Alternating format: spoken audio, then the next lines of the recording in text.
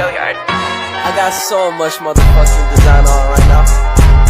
Break it down, bring it back, make it clap. I got 3 old thoughts, new block, where that thing. Bitches on my line, and you know. Assalamualaikum warahmatullahi wabarakatuh. Perkenalkan, saya Nelsi Yulia Syafitri, DIM 210536167 dari Program Studi Pendidikan Ekonomi, Fakultas Ekonomi Universitas Negeri Padang. Sebelumnya, video ini saya buat untuk memenuhi tugas mata kuliah Strategi Pembelajaran Ekonomi dengan metode ceramah, di mana materi yang akan saya bahas yaitu tentang pertumbuhan dan pembangunan ekonomi. Dalam metode pembelajaran ceramah terdapat 2 tahapan. Yang pertama ada tahapan persiapan, di mana tujuan dari materi yang saya ambil adalah yaitu agar menguasai ilmu ekonomi pada tingkatan yang cukup untuk mampu mengenali, mengerti, memahami, dan memprediksi kejadian dan kebijakan dalam bidang ekonomi moneter dan keuangan, ekonomi kawasan dan lingkungan atau ekonomi industri dan perdagangan. Selanjutnya yaitu tahapan pelaksanaan.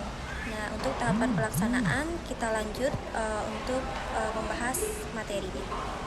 Yang pertama yaitu kita akan membahas definisi pertumbuhan ekonomi. Nah, apa sih itu pertumbuhan ekonomi? Pertumbuhan ekonomi merupakan proses perubahan kondisi perekonomian suatu negara secara berkesinambungan menuju keadaan yang lebih baik selama periode tertentu. Pertumbuhan ekonomi dapat diartikan juga sebagai proses kenaikan kapasitas produksi suatu perekonomian yang diwujudkan dalam bentuk kenaikan pendapatan nasional. Adanya pertumbuhan ekonomi merupakan indikasi keberhasilan pembangunan ekonomi dalam kehidupan masyarakat. Pertumbuhan ekonomi menunjukkan pertumbuhan produksi barang dan jasa di suatu wilayah perekonomian dalam selang waktu tertentu.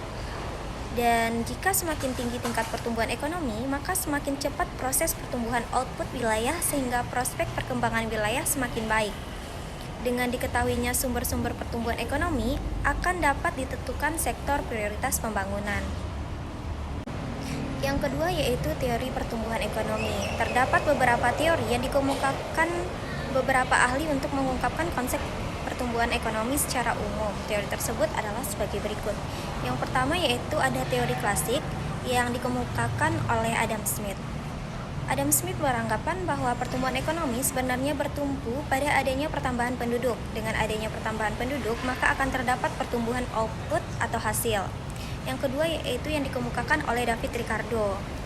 Ricardo berpendapat bahwa faktor pertumbuhan penduduk yang semakin besar sampai menjadi 2 kali lipat pada suatu saat akan menyebabkan jumlah tenaga kerja yang melimpah. Yang kedua yaitu ada teori neoklasik.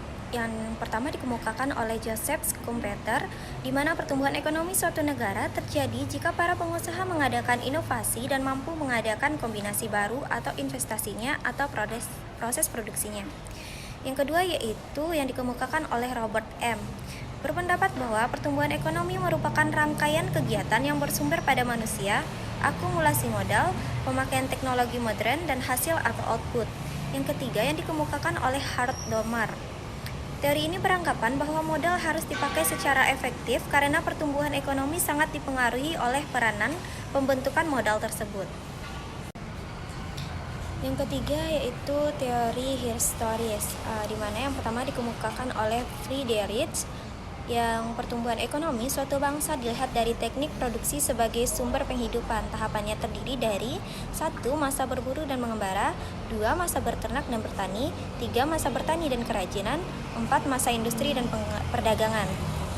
Selanjutnya yaitu yang dikemukakan oleh Bruno Hildebrand, di mana pertumbuhan ekonomi ditinjau dari cara pertukaran yang digunakan dalam masyarakat. Tahapannya terdiri dari 1. Masa pertukaran dengan barter atau natura, 2. Masa pertukaran dengan uang, yang ketiga masa pertukaran dengan kredit. Yang ketiga yaitu yang dikemukakan oleh Karl Bucher, yaitu perkembangan atau pertumbuhan ekonomi ditinjau dari jarak antara produsen dengan konsumen. Tahapan ini terdiri dari 1. Rumah tangga tertutup, rumah tangga kota, rumah tangga bangsa, dan terakhir rumah tangga dunia. Selanjutnya yaitu teori Warner-Sombart, di mana pada teori ini terdapat zaman perekonomian tertutup, zaman kerajinan dan pertukangan, zaman kapitalis. Selanjutnya yaitu teori pertumbuhan ekonomi modern. Materi selanjutnya yaitu perhitungan pertumbuhan ekonomi. Pertumbuhan ekonomi dapat dijadikan sebagai patokan yang melihat kemajuan suatu negara dan bagaimana hasil dari pembangunan yang dilakukan selama periode tersebut. Nah, jika pembangunannya yang dilakukan pemerintah berhasil dan efektif, maka akan terlihat pertumbuhan ekonomi yang signifikan dalam masyarakat. Pertumbuhan ekonomi suatu negara dapat diukur dengan cara membandingkan misalnya ukuran nasional atau Gross National Product (GNP) atau Gross Domestic Product atau GDP tahun yang sedang berjalan dengan tahun sebelumnya, atau dapat dituliskan dalam rumus sebagai berikut, di mana PE sama dengan GNP tahun sekarang dikurang GNP tahun yang lalu dibagi GNP tahun yang lalu dikali 100. Nah, sebelumnya kita sudah membahas mengenai definisi pertumbuhan ekonomi. Sekarang kita akan membahas mengenai pembangunan ekonomi. Sebelumnya, pembangunan ekonomi itu merupakan suatu proses kenaikan pendapatan total dan pendapatan per kapita dengan menghitungkan adanya pertambahan penduduk dan disertai dengan perubahan fundamental dalam struktur ekonomi suatu negara dan pemerataan pendapatan bagi penduduk suatu negara. Perbedaan antara pertumbuhan ekonomi dan pembangunan ekonomi yaitu pada pertumbuhan ekonomi ditandai dengan kenaikan GDP sama dengan atau Gross National Product tidak disertai dengan perubahan struktur ekonomi. Sedangkan dalam pembangunan ekonomi, kenaikan GNP disertai perubahan struktur ekonomi. Selanjutnya yaitu pada pertumbuhan ekonomi tidak memperhatikan tingkat pemerataan dan kesejahteraan masyarakat. Sedangkan dalam pembangunan ekonomi memperhatikan pemerataan dan peningkatan kesejahteraan masyarakat. Perbedaan antara keduanya adalah pertumbuhan ekonomi keberhasilannya lebih bersifat kuantitatif, yaitu adanya kenaikan dalam standar pendapatan dan tingkat output produksi yang dihasilkan. Sedangkan dalam pembangunan ekonomi lebih bersifat kualitatif, bukan hanya pertambahan produksi, tetapi juga terdapat perubahan-perubahan dalam struktur produksi dan alokasi input pada berbagai sektor perekonomian, seperti dalam lembaga pengetahuan, sosial, dan teknik. Selanjutnya yaitu tahapan pembangunan ekonomi. Secara umum, negara melalui 3 tahapan pembangunan ekonomi, diantaranya yaitu yang pertama ada tahap pertanian atau agraris. Pada tahap ini, sebagian besar penduduk bekerja dalam bidang pertanian. Yang kedua yaitu tahap manufaktur atau industri. Pada tahap ini, sebagian besar penduduk bekerja di bidang industri. Dan yang terakhir yaitu tahap bidang jasa. Pada tahap ini terjadi perpindahan tenaga kerja ke sektor jasa. Yang kedua yaitu masalah pembangunan ekonomi. Berikut ini adalah penjabaran dari beberapa masalah pembangunan ekonomi, diantaranya yaitu ada kemiskinan, pengangguran, ketimpangan dalam distribusi pendapatan, dan tingginya angka pertumbuhan penduduk.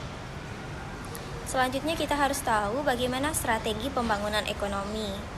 Nah, adapun strategi pembangunan ekonomi yang dapat dilakukan oleh suatu negara yaitu yang pertama, strategi pertumbuhan. Strategi pertumbuhan ekonomi negara terpusat pada pembentukan modal serta menanamkan secara seimbang, terarah, dan memusat.